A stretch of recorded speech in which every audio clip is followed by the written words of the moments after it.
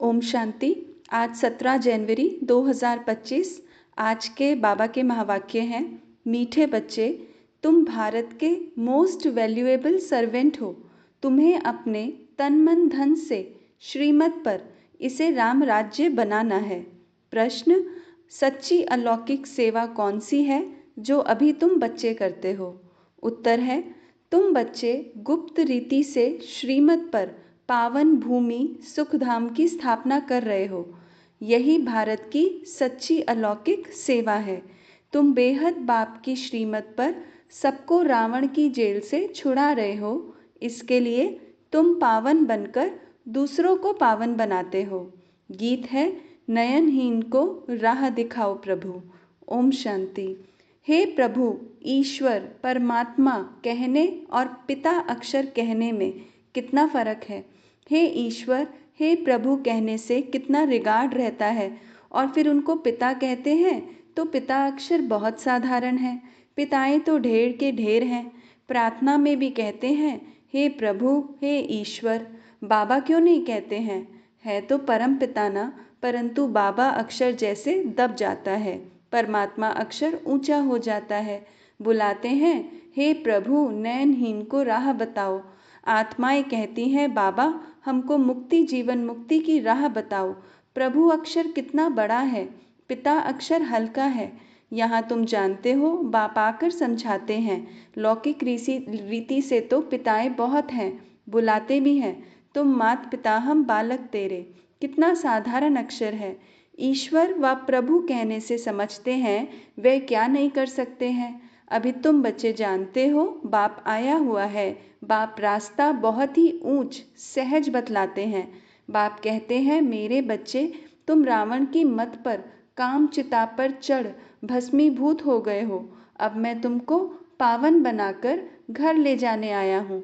बाप को बुलाते भी हैं इसलिए कि आकर पतित से पावन बनाओ। बाप कहते हैं, मैं आया हूँ तुम्हारी सेवा में। तुम बच्चे भी सब भारत की अलौकिक सेवा में हो। जो सर्विस तुम्हारे सिवाय और कोई कर नहीं सकते, तुम भारत के लिए ही करते हो। श्रीमत पर पवित्र बन और भारत को बनाते हो। बापू गांधी की भी आश थी कि राम राज्य हो। अब कोई मनुष्य तो राम राज्य बना न सके, नहीं तो प्रभु को पतित पावन कह क्यों बुलाते। अब तुम बच्चों को भारत के लिए कितना लव है। सच्ची सेवा तो तुम करते हो, खास भारत की और आम सारी दुनिया की। तुम जानते हो, भारत को फिर से राम राज्य बनाते हैं जो बापूजी चाहते थे। वह हद का बापूजी था, यह फिर है बेहद का बापूजी।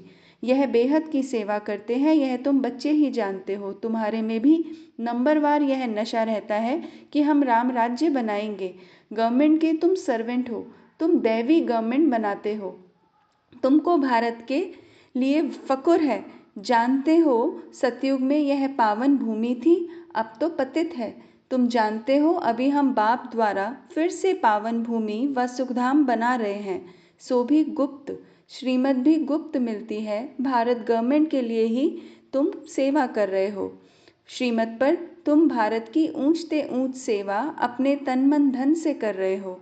कांग्रेसी लोग कितना जेल आदि में गए, तुमको तो जेल आदि में जाने की दरकार नहीं। तुम्हारी तो है ही रूहानी बात। तुम्हारी लड़ाई भी है 5 विकारों रूपी रावण से। जिस रावण का सारे पृथ्वी पर राज्य है, तुम्हारी यह सेना है।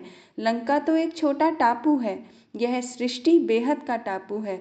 तुम बेहद के बाप की श्रीमत पर सबको रावण की जेल से छुड़ाते हो। यह तो तुम जानते हो कि इस पतित दुनिया का विनाश तो होना ही है। तुम शिव शक्तियाँ हो, शिव शक्ति यह गोप भी है। तुम गुप्त रीति भारत की बहुत बड़ी सेवा कर रहे हो। आगे चल सबको पता पड़ेगा, तुम्हारी है श्रीमत पर रूहानी सेवा। तुम गुप्त हो, गवर्नमेंट जानती ही नहीं कि यह बीके तो भारत को अपने तन मन धन से श्रेष्ठ सचखंड बनाते हैं। भारत सचखंड था, अब झूठखंड है। सच तो एक ही बाप है। कहा भी जाता है, गॉड इज ट्रुथ। तुमको नर से नारायण बनने की सत्य शिक्षा दे रहे हैं। बाप कहते हैं, कल्प पहले भी तुमको नर से नारायण बनाया था। रामायण में तो क्या क्या कथाएं बैठ लिख दी हैं। कहते हैं, राम ने बंदर सेना ली, तुम पहले बंदर मिसल थे, एक सीता की तो बात नहीं। बाप समझाते हैं कैसे हम रावण राज्य का विनाश कराए राम राज्य स्थापन करते हैं, इसमें कोई तकलीफ की बात नहीं। वह तो कितना खर्चा करते हैं, रावण का बुत बनाकर फिर उनको जलाते हैं, समझते कुछ भी नहीं। बड़े बड़े लोग सब जाते हैं, फॉरेनर्स को भी दिखाते हैं, समझते कुछ नहीं। अब बाप समझाते हैं तो तुम बच्चों को दिल में उमंग है कि हम भारत की सच्ची रूहानी सेवा कर रहे हैं। बाकी सारी दुनिया रावण की मत पर है, तुम हो राम की श्रीमत पर। राम कहो शिव कहो, नाम तो बहुत रख दिए हैं। तुम बच्चे भारत के मोस्ट वैल्यूएबल सर्वेंट हो श्रीमत पर। कहते भी हैं हे पतित पावन आकर पावन बनाओ। तुम जानते हो सतयुग में हमको कितना सुख मिलता है, कारून का खजाना मिलता है। वहाँ एवरेज आयु भी कितनी बड़ी रहती है। वे है योगी, यहाँ है सब भोगी। वह पावन यह पतित, कितना रात दिन का फर्क है। श्री कृष्ण को भी योगी कहते हैं, महात्मा भी कहते हैं, परंतु वह तो सच्चा महात्मा है। उनकी तो महिमा गाई जाती है सर्वगुण संपन्न।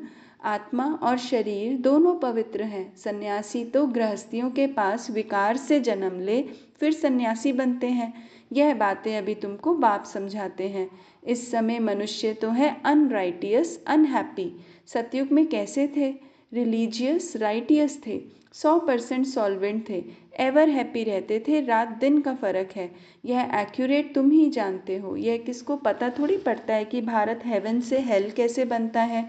लक्ष्मी नारायण की पूजा करते हैं, मंदिर बनाते हैं, समझते कुछ भी नहीं। बाप समझाते रहते हैं, अच्छे अच्छे पोजीशन वाले जो हैं बिरला को भी समझा सकते हो। इन लक्ष्मी नारायण ने यह पद कैसे पाया, क्या किया जो इन्हों के मंदिर बनाए हैं। बिगर ऑक्यूपेशन जाने पूजा करना भी तो पत्थर पूजा अथवा गुड़ियों की पूजा हो गई। और धर्म वाले तो जानते हैं क्राइस्ट फलाने समय पर आया, फिर आएगा। तो तुम बच्चों को कितना रूहानी गुप्त फकुर होना चाहिए, रूह को खुशी होनी चाहिए। आधा कल्प देह अभिमानी बने हो, अब बाप कहते हैं अशरीरी बनो, अपने को आत्मा समझो। हमारी आत्मा बाप से सुन रही है और सत्संगों में ऐसा कभी नहीं समझेंगे। यह रूहानी बाप रूहों को बैठ समझाते हैं, रूह ही सब कुछ सुनती है ना। आत्मा कहती है मैं प्राइम मिनिस्टर हूँ, फलाना हूँ। आत्मा ने इस शरीर द्वारा कहा कि मैं प्राइम मिनिस्टर हूँ। अभी तुम कहते हो हम आत्मा पुरुषार्थ कर स्वर्ग का देवी देवता बन रही हूँ। अहम आत्मा मम शरीर है। देही अभिमानी बनने में बड़ी मेहनत लगती है। घड़ी घड़ी अपने को आत्मा समझ बाप को याद करते रहो तो विक्रम विनाश हो जाए।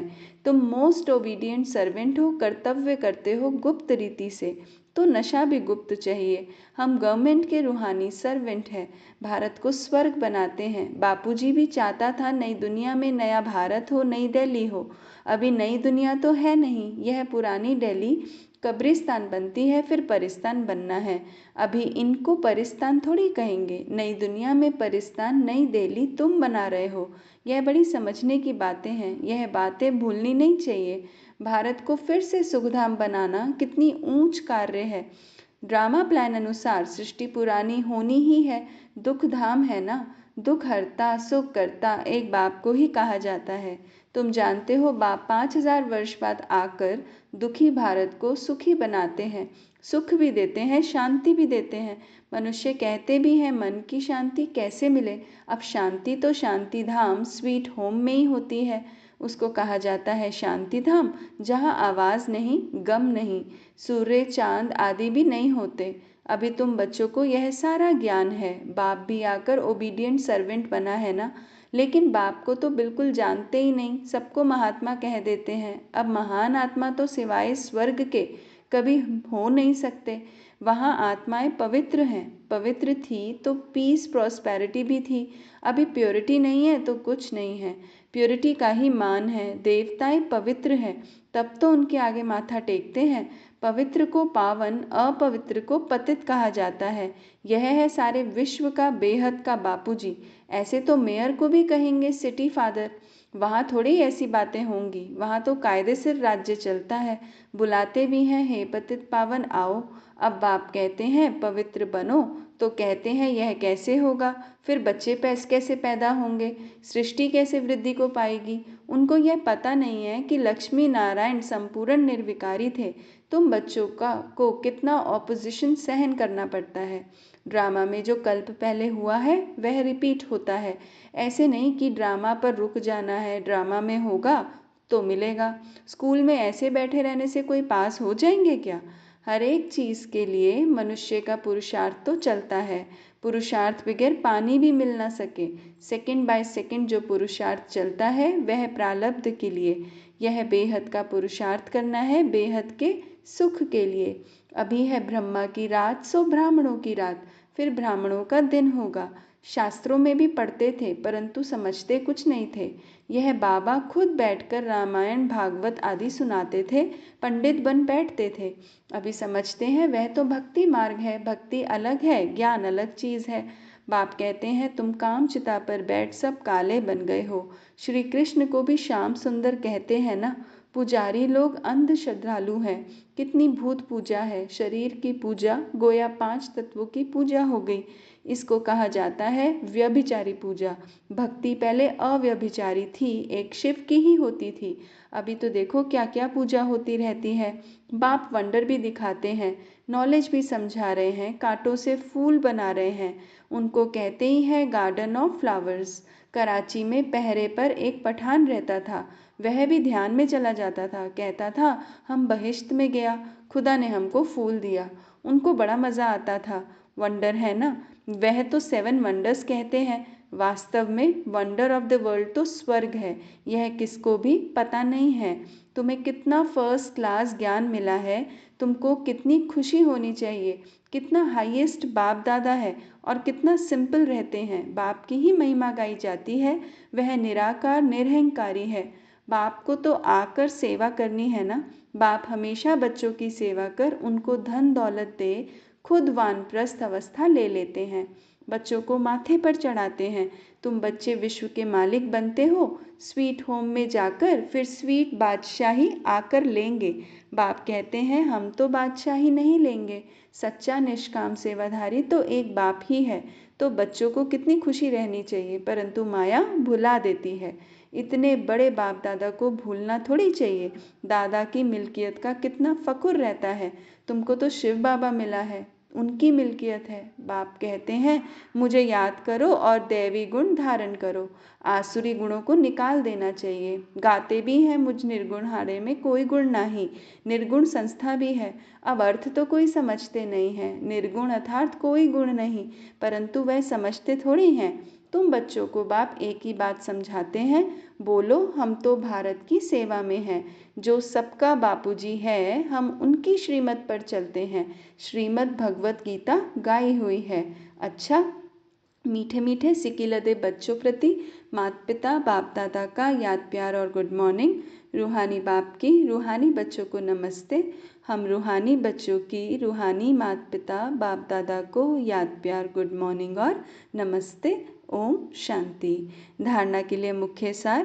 पहला पॉइंट है, जैसे हाईएस्ट बाप दादा सिंपल रहते हैं, ऐसे बहुत बहुत सिंपल निराकारी और निरहंकारी बनकर रहना है।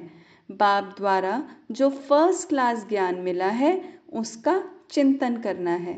दूसरा है, ड्रामा जो हूबहू रिपीट हो रहा है, इसमें बेहद का पुरुषार्थ कर बेहद सुख की प्राप्ति करनी है। कभी ड्रामा कहकर रुक नहीं जाना है। प्रारब्ध के लिए पुरुषार्थ जरूर करना है। वरदान, अव्यक्त स्वरूप की साधना द्वारा पावरफुल वायुमंडल बनाने वाले अव्यक्त फरिश्ता भव। अव्यक्त स्वरूप की साधना द्वारा पावरफुल वायुमंडल बनाने वाले अव्यक्त फरिश्ता भव। वायुमंडल को पावरफुल बनाने का साधन है अपने अव्यक्त स्वरूप की साधना। इसका बार बार अटेंशन रहे, क्योंकि जिस बात की साधना की जाती है उसी बात का ध्यान रहता है। तो अव्यक्त स्वरूप की साधना अर्थात बार बार अटेंशन की तपस्या चाहिए। इसलिए अव्यक्त फरिश्ता भव के वरदान को स्मृति में रख शक्तिशाली वायुमंडल बनाने की तपस्या करो, तो आपके सामने जो भी आएगा वह व्यक्त और व्यर्थ बातों से परे हो जाएगा। स्लोगन है, सर्वशक्तिमान बाप को प्रत्यक्ष करने के लिए एकाग्रता की शक्ति को बढ़ाओ। सर्वशक्तिमान बाप को प्रत्यक्ष करने के लिए एकाग्रता की शक्ति को बढ़ाओ। अच्छा, ओम शांति।